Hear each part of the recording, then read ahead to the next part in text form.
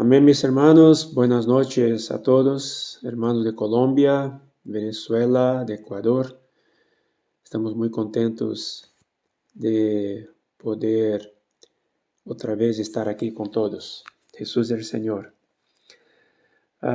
Hoy nosotros daremos continuación a la palabra que hemos disfrutado juntos en esta comunión, basado en la primera carta de Pablo, Timoteo y Silas a la iglesia en Tesalónica, a los tesalonicenses. Solo para dar un pequeño resumen y una vista rápida, todos se acuerdan que Tesalónica fue una iglesia que Pablo produjo, no Pablo, el Señor por medio de Pablo, Silas y Timoteo, en su primer viaje a la región de Europa, comenzando por Filipos, después Tesalónica fue la segunda ciudad, y después por Berea. Y ellos llegaron allá con mucha convicción, el poder del Espíritu, llevando la palabra. Por 3 semanas por lo menos estuvieron presentes ahí, predicando la palabra, muchos se convirtieron. Y como nosotros vimos, Tesalónica era una ciudad muy próspera, porque era un puerto, una ciudad donde había la circulación de una gran vía de circulación entre dos mares. Y también por causa de esto era una ciudad bastante promiscua, bastante pecadora, y por causa de esto los propios cristianos, que las personas que se convertían al Señor en aquella época, también pasaron a sufrir mucha persecución por las personas locales, persecución por los propios judíos, porque sabemos que Pablo fue prácticamente botado de Tesalónica por causa de la persecución que se levantó allá. Y la misma persecución se extendió también a Berea cuando él llegó allá, mostrando claramente toda la oposición que los siervos de Dios sufrieron en su primer viaje, y que no los dejó desanimados, por lo contrario, porque eso ya empezó desde Filipos. Ellos estaban muy convencidos y claros que quien los guiaba era el propio Espíritu. Por lo tanto, cuando somos guiados por el Espíritu, amados hermanos, no hay que temer nada, porque sabemos que Él que nos guarda, Él que nos cuida, aunque suframos persecuciones, mas todo eso hace parte de la vida de quien verdaderamente quiere vivir piadosamente en Cristo Jesús.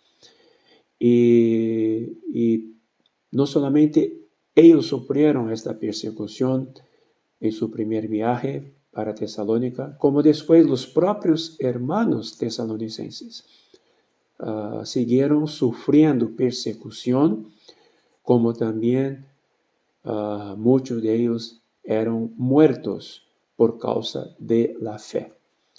Y exactamente en este contexto que nosotros vamos a entrar ahora en 1 Tesalonicenses capítulo 4, versículo 13 al versículo 18. Si el Señor permite, permaneceremos aquí hoy. No queremos avanzar para el capítulo 5, porque el capítulo 5 ya es un capítulo más denso, tendremos más cosas para hablar, especialmente conectado con los días en que estamos viviendo hoy. Yo no tengo deseo de tocar en nada ahora en esta comunión, mas permanecer en los versículos 13 al versículo 18, porque esto también se refiere a la venida del Señor. Y como vimos desde la primera comunión sobre este libro, todos los capítulos, los 5 capítulos de 1 Tesalonicenses, Pablo termina hablando alguna cosa sobre el día del Señor, el día de la venida del Señor. ¿Por qué? Exactamente por causa de todo lo que los tesalonicenses estaban sufriendo, donde la desesperanza estaba reinando entre los hermanos, la tristeza por el hecho de que muchos hermanos habían sido martirizados y muertos debido a la persecución, y esto estaba trayendo una falta de esperanza entre los hermanos. Por eso Pablo, él tuvo el encargo de despertar a los hermanos en toda su carta, en los 5 capítulos, mostrando que el día del Señor vendrá, y este día del Señor está preparado para los suyos. Y por eso que nuestra vida debe basarse en el día en que estaremos delante del tribunal de Cristo. Sabemos todos nosotros que hay 2 tribunales que la Biblia establece.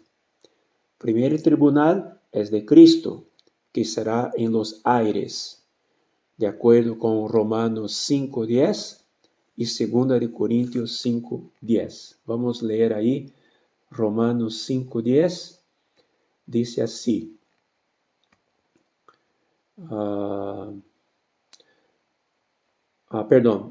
Romanos 14:10. Romanos 14:10.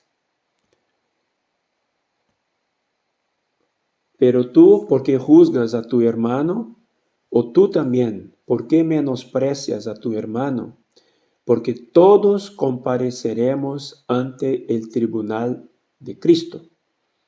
Aquí, y versículo 11, porque escrito está, vivo yo, dice el Señor, que ante mí se doblará toda rodilla y toda lengua confesará a Dios.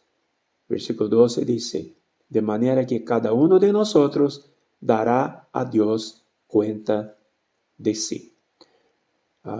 Eso es muy importante, amados hermanos, que nosotros sepamos que cuando nosotros terminemos nuestra jornada en esta tierra, sea durmiendo, o sea, refiriéndose a nuestra muerte física, sea cuando el Señor venga y nosotros aún estemos vivos, el final de esta era, antes que entre el milenio, nosotros todos, los hijos de Dios, el pueblo de Dios, comparecerá ante el tribunal de Cristo. Esto debe ser una cosa que marca nuestra vida. Y cuando se habla del día del Señor, cuando se habla de encontrarnos con el Señor de manera irreprochable, sin mancha, sin culpa, como fue mencionado en los versículos finales de cada capítulo de Tesalonicenses, por lo menos hasta el capítulo 3, nosotros ya vimos esto. Y ahora aquí en el capítulo 4, él habla de la misma cosa, refiriéndose a la venida del Señor. Y a la venida del Señor, por un lado, nosotros nos alegraremos con esto. Mas por otro lado, no debemos engañarnos que todos nosotros compareceremos ante el tribunal de Cristo. Y aquí dice, cada uno de nosotros dará a Dios cuenta de sí. En otras palabras, un tribunal es para juicio. Un juicio que no necesariamente es para condenación, sino que también un tribunal es para aprobación. En verdad, el Señor, nosotros ya no estamos más condenados eternamente. Gracias al Señor, nosotros que ya recibimos a Cristo, la vida de Dios, fuimos regenerados, tenemos la vida eterna, la condenación eterna ya no estará más. Gracias al Señor. Por eso que a nosotros nos cabe comparecer ante el tribunal de Cristo. Porque como yo dije al comienzo, hay un otro tribunal. en verdad un otro trono que se llama trono blanco, que está en Apocalipsis 20. Y este trono de juicio, esto será para todas las naciones, los inconversos, los que murieron. Porque los inconversos, los impíos vivos, cuando el Señor venga, ellos serán ya juzgados directamente al final de la gran tribulación, juntamente con todos aquellos que estarán juntos con el anticristo, el falso profeta. Solo estoy mencionando esto. Después vamos a tocar este asunto más adelante, o no necesariamente hoy, mas en las próximas comuniones que hablaremos sobre la venida del Señor y sobre los aspectos más en detalles. Yo no quiero, hermanos, que nosotros estemos aquí, una vez que el asunto es la venida del Señor, los tiempos finales, estemos aquí por curiosidad. Nosotros no estamos aquí para matar nuestra curiosidad. Estamos aquí para, delante de la palabra y por la palabra, ser despertados para que nosotros nos preparemos para el gran día, para la venida del Señor. Y lógico, antes que el Señor venga en su tribunal, que será establecido en los aires, muchas cosas se pasará. Y esto todo nosotros queremos después tocar en la propia palabra. Segunda de Corintios 5:10 también habla de este tribunal. Son dos versículos que marcan bastante. Aquí dice, segunda de Corintios 10. Mas antes del 10, vamos a leer aquí versículo 6, adelante del 6. Así que vivimos confiados siempre y sabiendo que entre tanto que estamos en el cuerpo significa físicamente vivos, estamos ausentes del Señor, porque por fe andamos, no por vista. Eso significa ausentes del contacto directo con el Señor, por no estar con Él en este momento, ¿no? Pero confiamos y más quisiéramos estar ausentes del cuerpo y presentes al Señor. Ausencia del cuerpo significa ya muertos y presentes al Señor, espiritualmente hablando. Versículo 9. Por tanto, procuramos también, o ausentes o presentes, serle agradables. Significa que Pablo buscaba un vivir que pudiera agradar al Señor, ya en esta tierra, en esta vida física, aquí, donde estamos siendo preparados, y que una vez agradable aquí, sin duda lo seremos agradables allá. Porque es necesario, aquí dice el versículo 10, porque es necesario que todos nosotros comparezcamos ante el tribunal de Cristo. Aquí se refiere claramente a los regenerados, a los hijos verdaderos de Dios, los que recibieron la vida de Dios. Aquí no se refiere a los impíos, no se refiere a las personas del mundo, no. El tribunal de Cristo se refiere a nosotros, la iglesia. ¿Para qué? Para que cada uno reciba según lo que haya hecho mientras estaba en el cuerpo, o sea, vivos, sea bueno o sea malo. Entonces, todas nuestras acciones, nuestro modo de vida, nuestras actitudes, nuestro vivir va a redundar en un comparecimiento delante del tribunal de Cristo para recibir alguna cosa. ¿Recibir o qué? Recibir según lo que haya hecho, según lo que haya vivido mientras estaba en el cuerpo, sea bueno o sea malo. Significa, hermanos, que nosotros prestaremos cuentas, como dice en Romanos 14, como leemos, daremos cuenta a Dios de nosotros mismos. Entonces no podemos nos engañar que la venida de Cristo para muchos hijos de Dios, muchos en el cristianismo, nuestros amados hermanos están como que pensando, Cristo vendrá y todo será mil maravillas, como si nada más ocurriera. No tendré que enfrentar nada. Simplemente entraré en la gloria y estaré para siempre con el Señor. No, de acuerdo con lo que vemos aquí, Romanos capítulo 14, 10, 2 de Corintios 5, 10, todos compareceremos. Y aquí dice, es necesario. Bueno, y esto está conectado también con 1 de Pedro, capítulo 4, versículo 17. Dice así, porque es tiempo de que el juicio comience por la casa de Dios. Y si primero comienza por nosotros, ¿cuál será el fin de aquellos que no obedecen al Evangelio de Dios? Entonces, aquí muestra que también hay un juicio. Este juicio no necesariamente está conectado únicamente al tribunal de Cristo.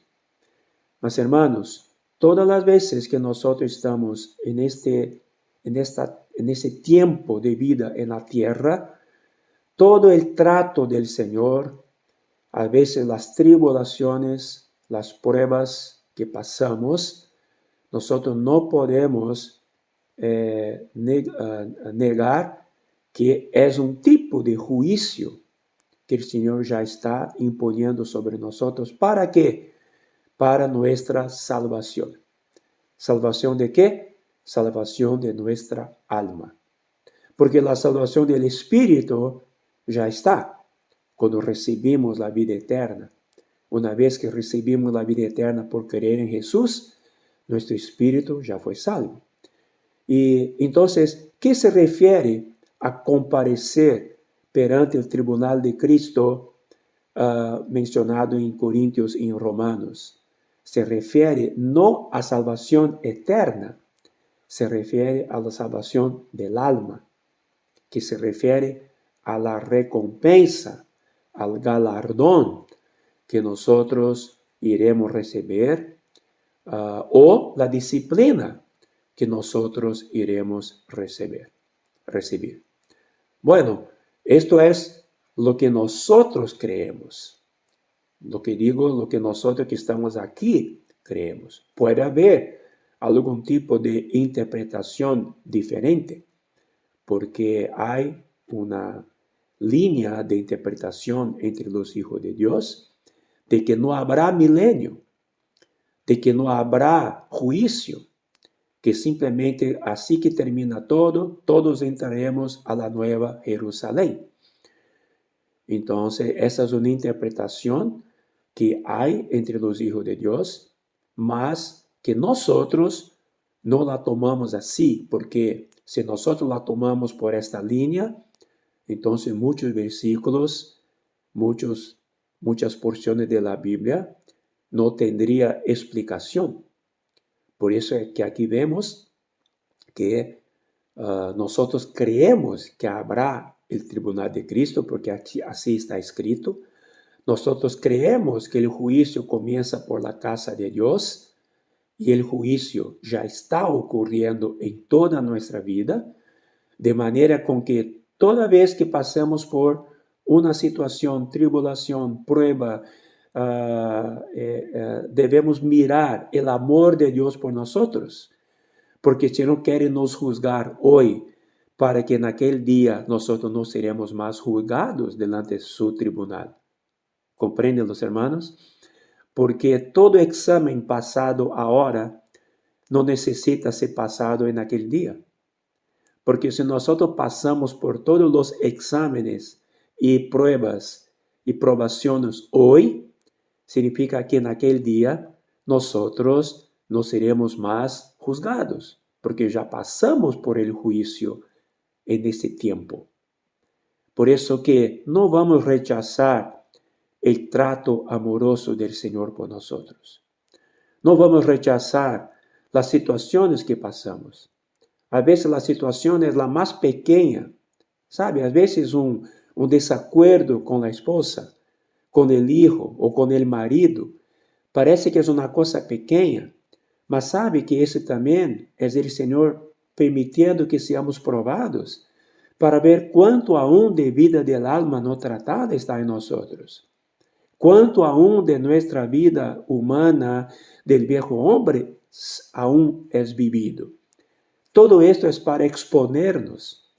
Y toda vez que somos expuestos, gracias al Señor, nosotros somos sanados. Nosotros somos sanados si lo queremos ser sanados, porque una vez expuestos, nosotros, lo normal es ser llevado a qué? Al arrepentimiento, a confesar este pecado, a confesar esta condición, decir, Señor, perdóname, otra vez mi viejo hombre vivió. Señor, yo lo aplico la muerte porque él ya está muerto. En ese momento, ¿qué pasa? Si nosotros tomamos ese camino, nosotros reconocemos delante del Señor y así nosotros pasamos por el juicio, pasamos por la prueba. Y una vez pasada por la prueba, no es necesario pasar otra vez, ¿correcto? Entonces, todo eso está muy relacionado a lo que estamos viendo aquí. Ahora, si miramos para 1 Pedro, capítulo 1, vamos ver 1 Pedro 1, también se refiere a alguna cosa con respecto a esta prueba, a estos exámenes, podemos decir así. Bueno, 1 Pedro 1, versículo, voy a leer el versículo 3 adelante, dice así: Bendito el Dios y Padre de nuestro Señor Jesucristo, que según su gran misericordia nos hizo renacer para una esperanza viva por la resurrección de Jesucristo de los muertos.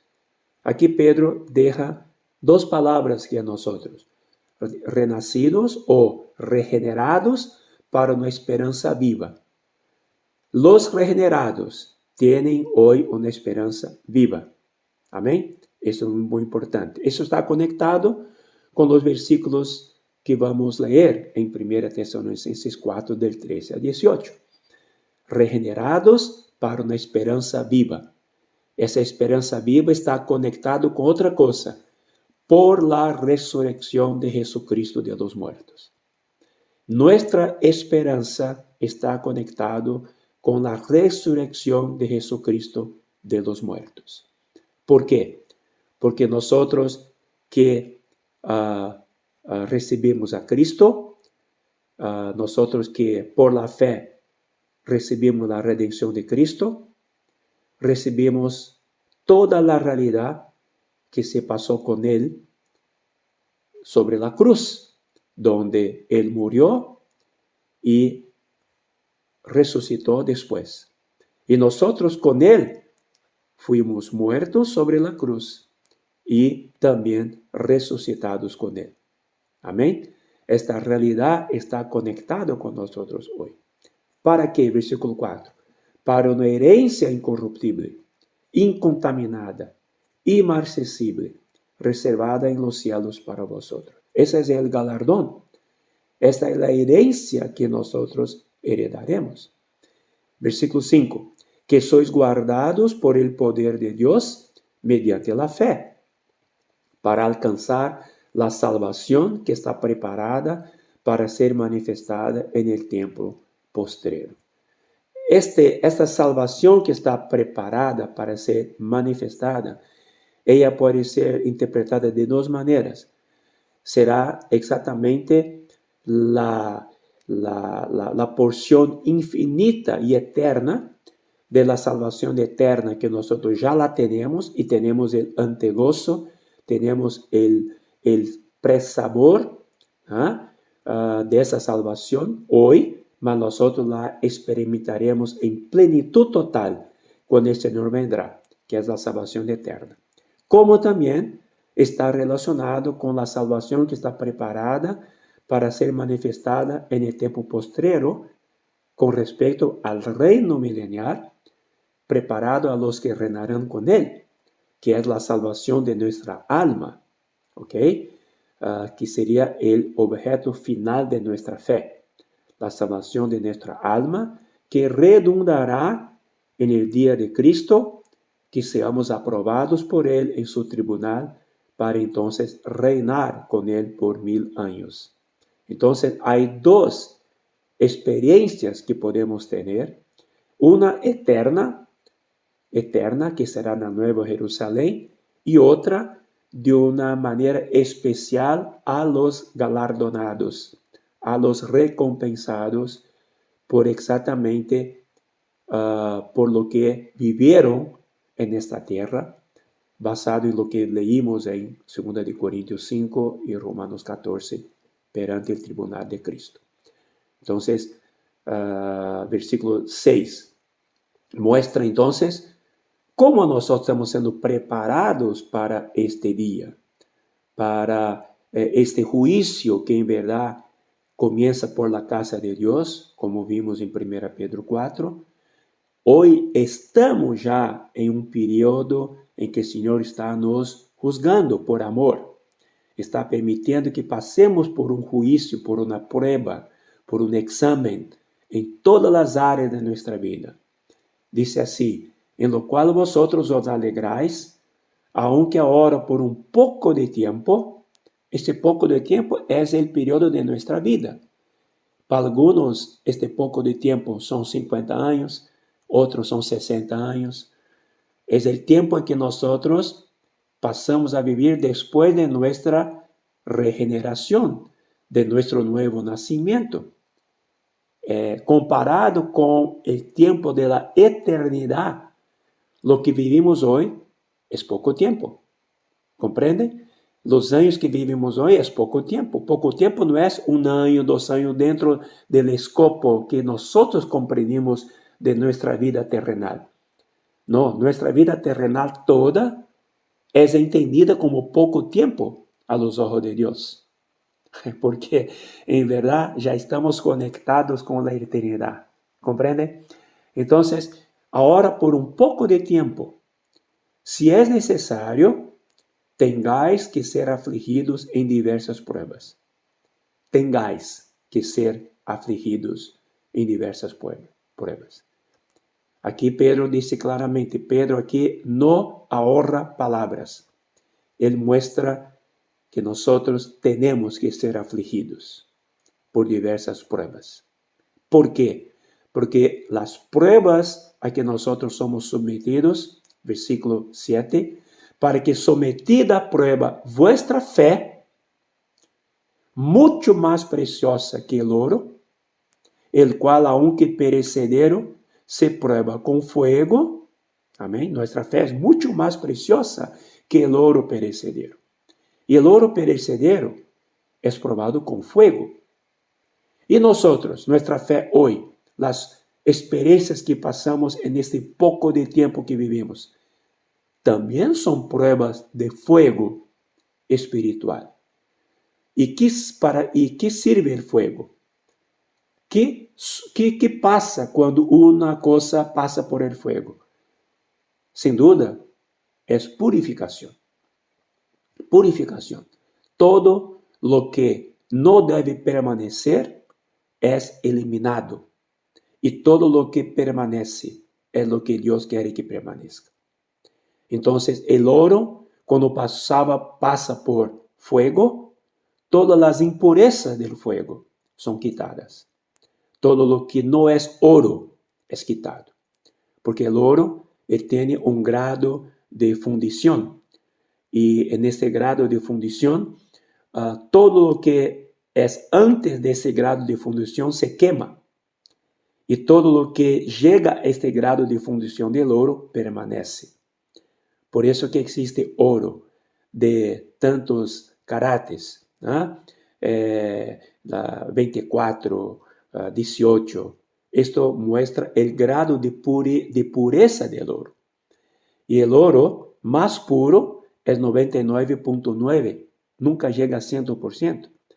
Mas, aleluya, nuestra fe será probada para que llegue a 100% de pureza, porque nosotros seremos semejantes a Él y conformados a Él. ¿Para qué sirve el juicio en que estamos pasando hoy? Exactamente para que seamos probados por este fuego.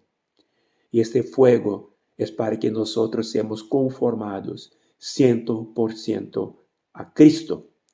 Nada nuestro puede permanecer. Nada nuestro, nada de nuestro viejo hombre, del pecado, del mundo, de la carne. Todo lo que es fruto o resultado de la contaminación del pecado en nosotros y todas sus consecuencias no puede permanecer. Y para eso es necesario que pasemos por fuego. Claro, cuando el Señor Jesús murió por nosotros en la cruz, todos nuestros pecados fueron apagados, borrados, fueron eliminados, nuestra deuda fue eliminada, mas la naturaleza del viejo hombre todavía está en nosotros. Y es necesario exactamente hacer morir nuestra naturaleza terrenal. Es lo que dice Colosenses capítulo 3, a partir del versículo 4. Es lo que dice Gálatas 5, con respecto a la obra de la carne. Es lo que dice Romanos. O sea, todas las porciones bíblicas con respecto al viejo hombre muestran claramente que todo esto, en verdad, en Cristo ya está muerto. Y nosotros tomamos la realidad para que, por la prueba de fuego que pasamos, todo esto sea eliminado de vez, para que en aquel día, delante del tribunal de Cristo, solamente reste lo que es Cristo. ¿Están de acuerdo conmigo? Por eso que cuando el Señor venga, Él quiere ver cuánto de Cristo tenemos y cuánto de Cristo no tenemos. Y esperamos que en este día, delante del tribunal de Cristo, nosotros ya estemos transformados, o por lo menos estemos encontrados haciendo así. Yo no puedo decir, tampoco para mí, tampoco en la palabra, no hay ningún lugar que dice que debemos estar 100% en el día del tribunal de Cristo. Porque yo creo que solamente Cristo, Él mismo pudo alcanzar 100%. ¿Comprenden? Mas hay un versículo que nos anima y nos encoraja, que es Mateo 24, que muestra que estamos en un proceso. Mateo 24, versículo 45 y 46 y 47, está relacionado con este día en que nosotros estaremos delante de su tribunal. ¿Ok? Es el día del Señor para nosotros. Dice así: ¿quién es pues el siervo fiel y prudente, al cual puso su Señor sobre su casa, para que les dé el alimento a tiempo? Bienaventurados aquel siervo al cual, cuando su Señor venga, le halle haciendo así.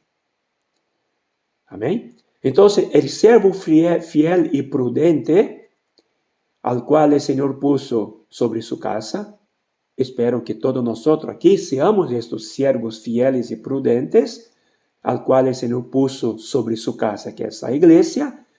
¿Para qué? ¿Cuál es la función principal en la iglesia para con los de la iglesia? ¿Cuál es nuestra porción que Dios quiere de nosotros para con nuestros consiervos?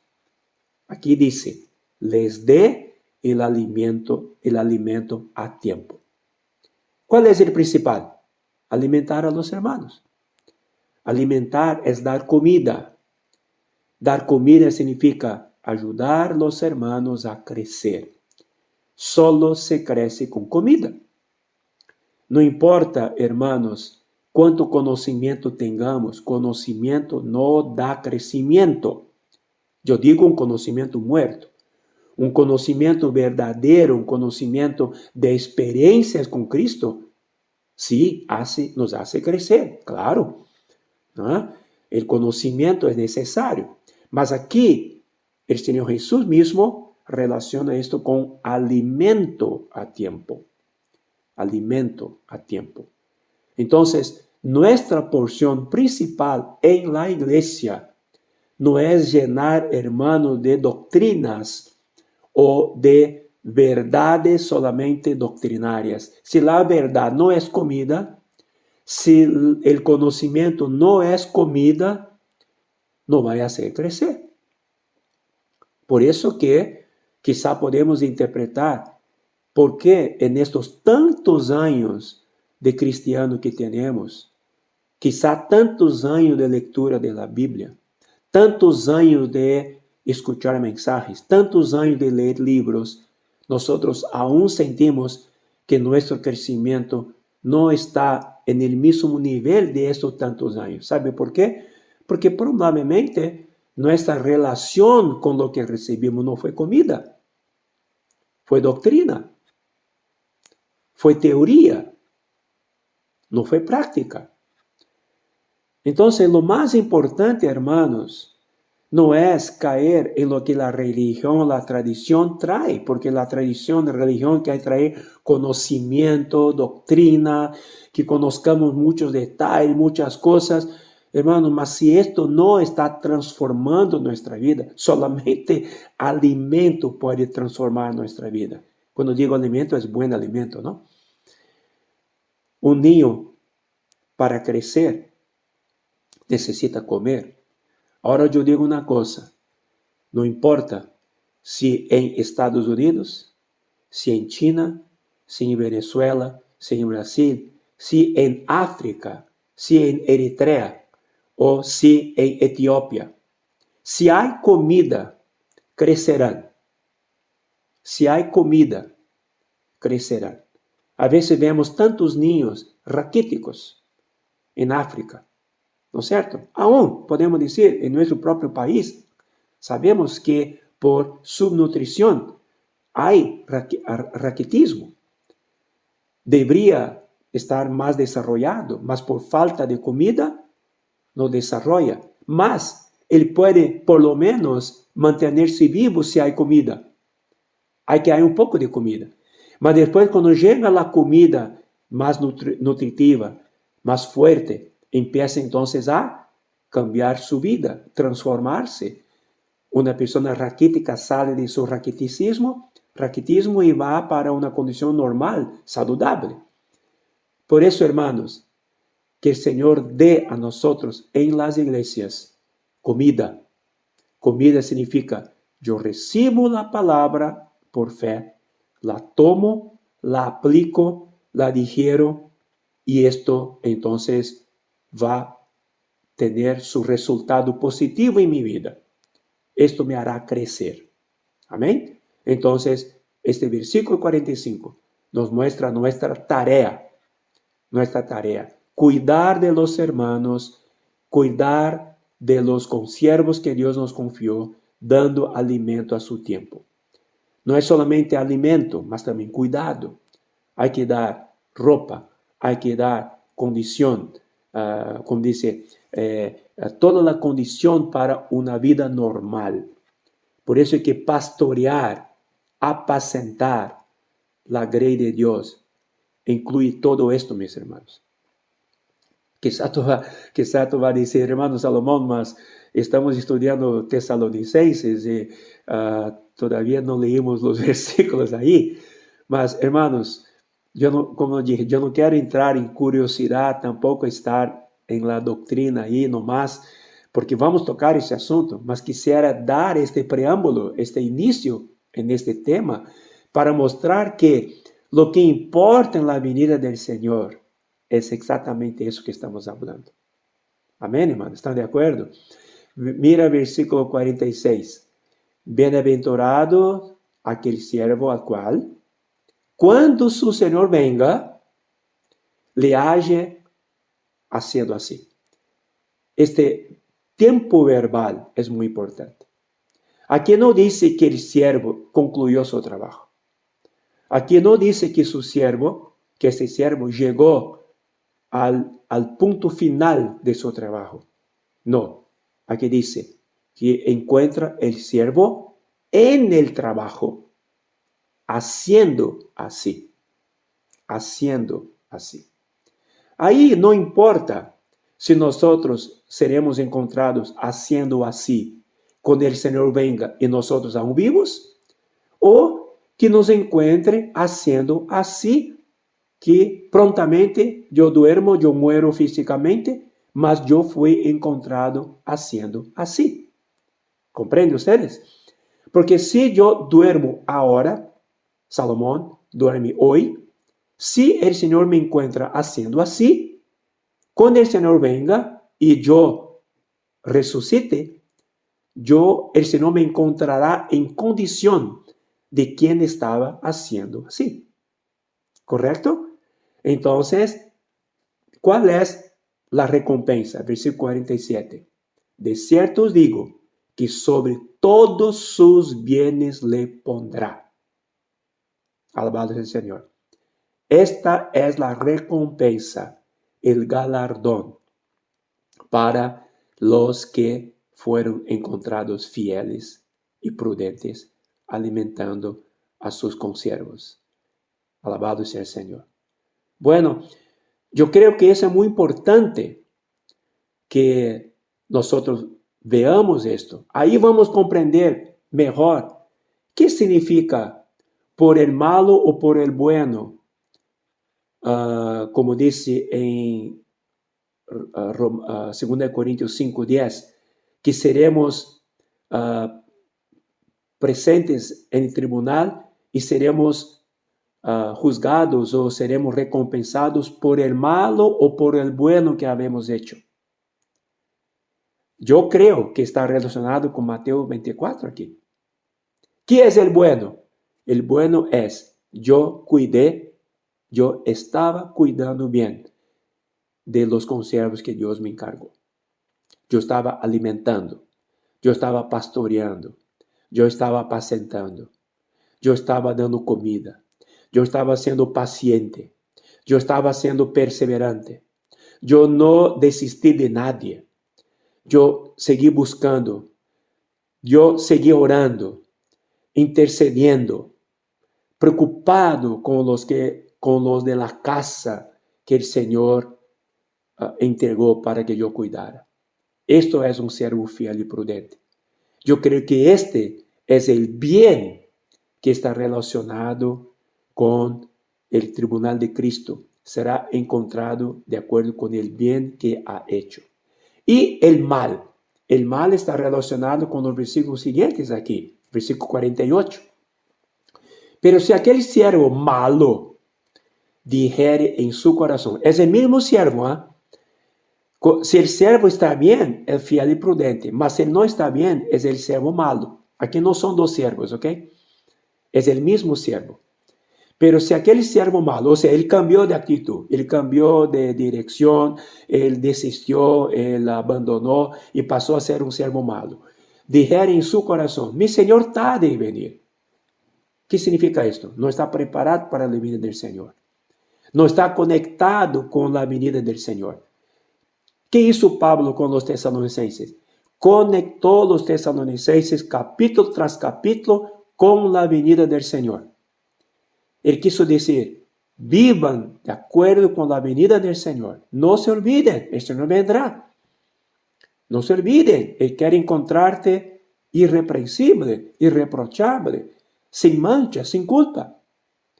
Mas este siervo malo dijo, mi Señor tarda en venir. Significa, Él echó en la basura el hecho de que el Señor vendrá. Una vez que el Señor no vendrá o está tardando, no necesito prepararme. Si no necesito prepararme, puedo vivir como yo quiero. Y así él vivió. 49. Y comenzare a golpear a sus consiervos y aún a comer a beber con los borrachos. ¿Qué significa golpear a sus consiervos? Simplemente les abandonó. No quiere saber cómo están los hermanos, no está preocupado qué habla a los hermanos, si los ofende o no los ofende. No quiere que los hermanos estén preocupados con él. Cuando el hermano le busca, dice, por favor, déjeme en paz, yo no quiero dar satisfacción de mi vida. O sea, está golpeando a los consiervos. No está preocupado en dar vida. O quizá religiosamente solo quiere beneficios. Ahí pasa a golpear a sus consiervos por beneficios propios. ¿Por qué? Porque está ahora borracho, está totalmente sin sentido, perdió los sentidos espirituales. Porque está totalmente envuelto con las cosas terrenales, con las cosas de esta tierra. Está borracho, está insensible, está insensato. Entonces, versículo 50 dice, vendrá el Señor de aquel siervo. Interesante, aquí no es un inconverso, ¿eh? Este siervo tiene un Señor, significa es un hijo de Dios. Vendrá el Señor de aquel siervo en día que este no espera, porque no esperaba, ele no estaba más conectado con la venida del Señor, y a la hora que no sabe, y lo castigará duramente, y pondrá su parte con los hipócritas. Allí será el lloro y el crujir de dientes. Bueno, aquí yo creo que podemos comprender lo que dice en 2 de Corintios capítulo 5, versículo 10, que leímos ahí, ¿no? Que dice que es necesario que todos nosotros comparezcamos ante el tribunal de Cristo, para que cada uno reciba según lo que haya hecho mientras estaba en el cuerpo, sea bueno o sea malo. ¿Ok? Sea bueno, referente al siervo fiel y prudente. Sea malo, referente al siervo malo. Bueno, yo creo que ahí estamos bien explicados. Oh, Señor Jesús. Bueno, el tiempo pasa rápido, ¿no? Amén. Vamos ahora entonces para Tesalonicenses ahora. Si yo no termino hoy, hermanos, no nos preocupemos. Nosotros no estamos aquí para correr, estamos aquí para buscar luz delante de la palabra del Señor. Amén. Bueno, versículo 13, 1 Tesalonicenses 4, 13.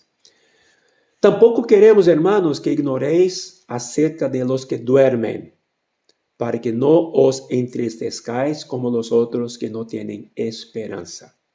Bueno, ya leímos en 1 Pedro 1, versículo 3, que nosotros que fuimos regenerados para una viva esperanza, conectado con la resurrección de Cristo de entre los muertos.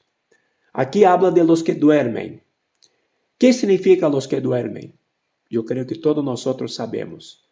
Los que duermen aquí se refieren a los que murieron físicamente. Y Pablo refiere a estos, los que duermen, a los hermanos en Cristo que murieron físicamente.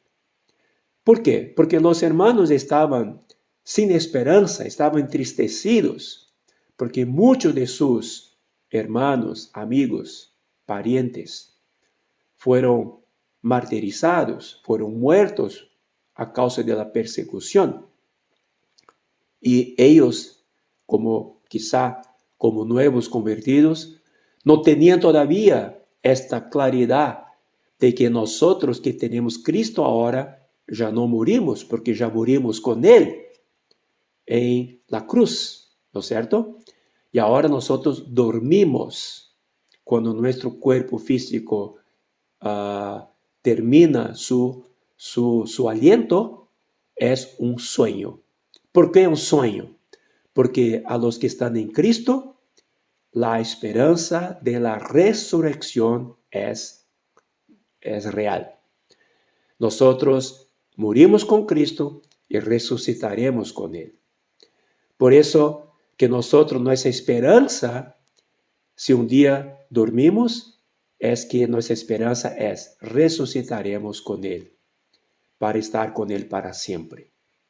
Por eso que hoy, sin duda, nos entristecemos cuando perdemos a alguien, un hermano en Cristo, un pariente en Cristo. Mas nosotros que somos de Cristo, nosotros que pertenecemos a Él, y cuando vemos un hermano, un pariente en Cristo que durmió, nos entristecemos porque perdemos su presencia física. Nós já não poderemos mais estar com Ele fisicamente. Mas não podemos reaccionar como pessoas del mundo que não têm esperança. Nuestro lloro por la pérdida de alguien es normal porque somos seres humanos. Y debemos llorar porque lloramos porque perdimos a alguien que nos gustaría estar con él aún más tiempo. Sin embargo, nosotros lloramos con la esperanza, porque él será alguien que resucitará y simplemente ahora entró en un sueño. ¿Correcto? Entonces, sin duda, sabemos, pues mi mamá ya está con 95 años de edad. Yo amo mucho a mi mamá. Yo la quiero mucho. Estoy lejos de ella porque vive en Brasil, yo vivo en Suiza. Yo la veo a partir de este año, prácticamente yo la veo una vez al año. Yo no sé si la veré viva todavía cuando yo vaya en febrero. Espero que sí. Mas yo estoy preparado, porque yo sé que un día ella partirá. Mas si ella partir, estoy con esperanza muy clara. Aleluya. Ella partió, terminó su ministerio, su porción en esta tierra. Perdí su presencia física. Sin duda me sentiré falta. Me faltará su presencia física, mas con la esperanza que ella está con el Señor. En otras palabras, ella estará con el Señor. Aún a veces tenemos situaciones en que un hermano que quizá goza de mucha salud, de pronto es cosechado por el Señor. Nos duele mucho porque nosotros, seres humanos, no estamos preparados para una pérdida repentina, física. Nos duele este momento. Recientemente, un amado hermano de mi edad, prácticamente, fue tomado de un súbito cardíaco y partió en Brasil. Y eso sin duda fue un dolor para nosotros porque partió de repente. No tuvo tiempo de ir al hospital o cuando fue allá no fue atendido suficientemente en tiempo y partió. Sin duda, sentimos mucho porque él podría haber dado mucho más de su porción, de su ministerio, de su edificación entre nosotros. Mas, si el Señor le cosechó, sin duda, el Señor tenía su tiempo para él. Mas nos alegramos. ¿Por qué? ¿Por qué nos alegramos? Porque vimos en él un hermano que verdaderamente vivía para el Evangelio, vivía para la iglesia, era un verdadero pastor, un verdadero apacentador, una persona que cuidaba de la iglesia. En otras palabras, fue encontrado haciendo así. Y cuando el Señor venga, cuando Él resucite, Él será encontrado haciendo así. En otras palabras, sin duda, Él será galardonado. Por eso, que lo que queremos, hermanos, es que nosotros no nos importamos si dormimos o no. Aquí lo que Pablo quiere decir a los hermanos es, hermanos, preparémonos siempre, a todo momento, sea si dormimos, sea si estamos vivos, queremos estar preparados, viviendo una vida de acuerdo con lo que la palabra nos dice, con la porción y el ministerio que el Señor nos entregó. Cumplamos con nuestra tarea, con el vivir que agrada al Señor. Por eso que debemos estar, hermanos, siempre en día con el Señor. Confesar nuestros pecados es diario y muchas veces al día. Pedir perdón al Señor es diario y muchas veces al día. Perdonar es diario y muchas veces al día. Sabe, hermanos, es estar en día, estar al día con el Señor. Significa que si el Señor me lleva hoy, estoy al día. No tengo deuda para pagar. ¿Comprenden, hermanos? En el tribunal de Cristo quizás podemos usar esto como el término. El Señor pedirá cuentas y las cuentas están relacionadas con deuda, ¿no es cierto? Dame las cuentas. Si todo está en crédito, entonces no hay deuda. Mas si hay débito, entonces significa deuda. Yo no quiero estar en deuda con el Señor. Yo no quiero estar en deuda con la iglesia. A veces estamos con situaciones pendientes que no tratamos. Está pendiente en la casa, con la esposa, con los hijos, con el marido, pendiente con la familia, pendiente con los hermanos. No queremos pedir perdón, no queremos perdonar, no queremos dejar pasar. Y a veces esto se mantiene. ¿Sabe todo eso que es, hermano? Deuda. Todo esto es una cuenta no arreglada. Cuentas no arregladas tendrán que ser presentadas delante del Señor. Porque estas deudas espirituales representan exactamente yo quise permanecer en mi viejo hombre y no en el nuevo hombre. Yo quise permanecer en mi carne y no en el espíritu. Esas son deudas. Yo no quiero estar con deuda. Yo quiero tratar estas deudas inmediatamente. Por eso que hay un versículo interesante que está en Efesios, capítulo 4, versículo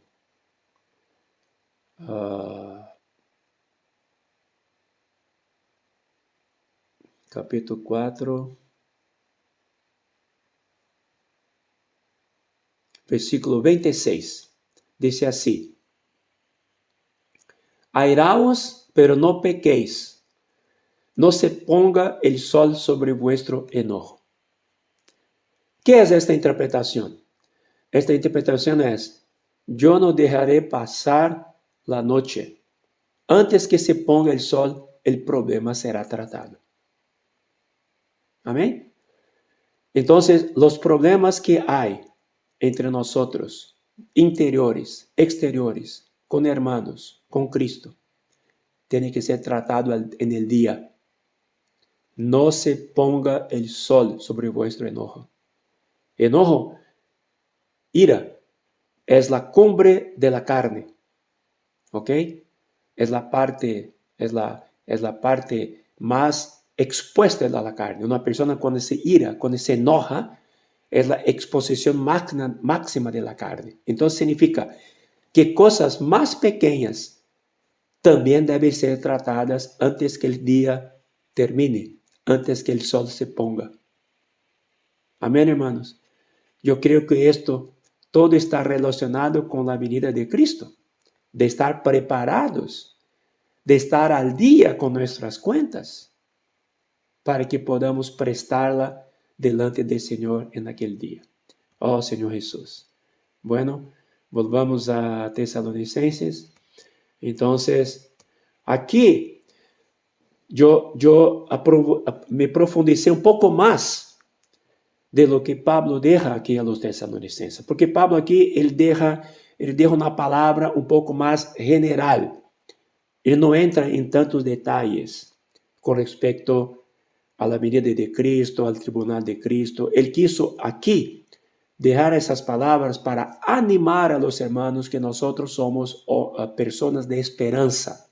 Porque Cristo resucitó, nosotros también resucitaremos. Por eso dice el versículo 14 aquí: porque si creemos que Jesús murió y resucitó, así también Dios traerá con Jesús a los que durmieron en él. Aleluya. Nosotros vendremos con Él si dormimos ahora. Eso significa esperanza. Por lo cual os decimos esto en palabra del Señor, que nosotros que vivimos, que habremos quedado hasta la venida del Señor, no precederemos a los que durmieron. ¿Qué significa esto? Eso significa el rapto, el arrebatamiento. No voy a entrar en detalles ahora, hoy, el tiempo ya está terminando. Vamos a dejar esto para la próxima comunión. Amén. Significa que en la próxima comunión no entraremos todavía en el capítulo 5. Versículo 16. Porque el mismo Señor, con voz de mando, con voz de arcángel y con trompeta de Dios, eso se refiere a la séptima trompeta. Con el arcángel tocará la séptima trompeta exactamente al fin de la gran tribulación, ya terminado prácticamente los últimos minutos o momentos de los 3 años y medio de la gran tribulación. Es cuando la trompeta de Dios, la séptima, será tocada, descenderá del cielo y los muertos en Cristo resucitarán primero. Descenderá del cielo significa del trono de Dios hasta las nubes. Todavía no es la manifestación pública de la venida de Cristo. Esta manifestación será solamente a la iglesia en las nubes. Todavía una manifestación escondida para el público en general, porque este encuentro en los aires es para su iglesia. Amén. Por eso dice, luego nosotros que vivimos, los que hayamos quedado, interesante, ¿eh? Pablo escribió esto en primer siglo. Él se incluyó como que el Señor pudiera venir en su tiempo. Y ahora leyendo este versículo, podemos aplicar a nosotros, porque todavía estamos vivos. Alabado sea el Señor.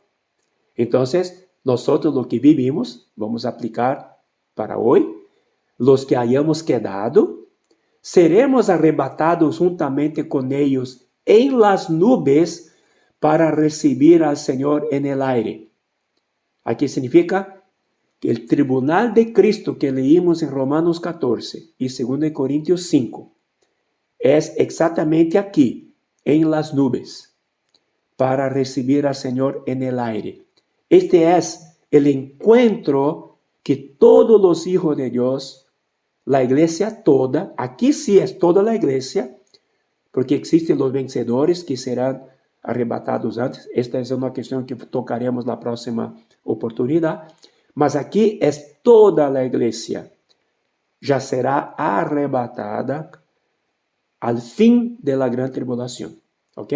Entonces habrá un arrebatamiento final para toda la iglesia. ¿Ok? Al fin de la gran tribulación. En los aires, porque nuestro encuentro será en los aires, para delante del tribunal de Cristo ser entonces juzgados. Y así estaremos para siempre con el Señor. Este es el ánimo que Pablo quiso dejar a los tesalonicenses, diciendo, hermanos, nuestros amados hermanos que durmieron, la esperanza está ahí. Ellos vendrán juntamente con el Señor. Nosotros los encontraremos. Ellos no están muertos en la muerte eterna. No, ellos están dormidos nomás. Porque la muerte eterna ya fue juzgada. Nosotros no tenemos parte con la muerte eterna porque ya morimos con Cristo. Versículo 18 termina, por tanto, alentaos los unos a los otros con estas palabras. Alabado sea el Señor. Ahora, para finalizar, quiero volver a 1 de Pedro, capítulo 1, para hablar de los versículos siguientes, después de la prueba, ¿no? Aquí dice, versículo 1 Pedro 1, 7, para que sometida a prueba vuestra fe, mucho más preciosa que el oro, el cual, aunque perecedero, se prueba con fuego, como ya hablamos, nuestras pruebas actuales son todas pruebas de fuego. ¿Para qué? Para que sea hallada ¿qué? Nuestra fe, nuestra condición. ¿Hallada en qué? En alabanza, gloria y honra cuando sea manifestado Jesucristo. ¿Para qué sirve el juicio que pasamos hoy en la casa de Dios? Todo lo que estamos sufriendo hoy. Por eso, hermanos, no vamos a reclamar, murmurar del sufrimiento, de las pruebas, de las tribulaciones. Vamos a alabar al Señor. Gracias, Señor, que estoy pasando ahora por este juicio, porque lo que estoy mirando es que en aquel día sea en alabanza, en gloria y sea en honra. Mas si nosotros rechazamos el juicio hoy, no puedo garantizar tampoco, nadie puede garantizar que habrá alabanza, gloria y honra. ¿Están de acuerdo? ¿Qué significa alabanza? Significa, está aprobado, todo bien contigo, no hay deuda, cuentas en día, cuentas al día, usted puso tus cuentas al día, cada día, entonces alabanza, gloria significa, entre en el gozo de tu Señor, honra, venga a reinar conmigo, que es exactamente porque queremos estar en pie en aquel día cuando Jesucristo se manifieste. Versículo 8. A quien amáis sin haberle visto, en quien creyendo, aunque ahora no lo veáis, os alegráis con gozo inefable y glorioso. Amáis sin haberlo visto. Significa, estamos amando al Señor y demostrando el amor al Señor, siendo siervos fieles y prudentes. No lo vemos, mas lo veremos. Nuestros ojos no lo ven, mas nosotros creemos por la fe. Versículo 9. Obteniendo el fin de vuestra fe, el objetivo de vuestra fe, que es que la salvación de vuestras almas. La salvación de nuestras almas está relacionada con la transformación de nuestras almas. La transformación de nuestras almas está relacionada con el galardón y la recompensa. Amén. Entonces, el objetivo de nuestra fe, el final de nuestra fe, de trabajar de la fe, de las pruebas que pasamos, es que en aquel día nosotros podamos obtener por la transformación de nuestras almas, por permitir que el Señor nos haya salvado durante todo este periodo en el cuerpo, podamos ser alabados, glorificados y honrados en el día del Señor. Alabado sea el Señor.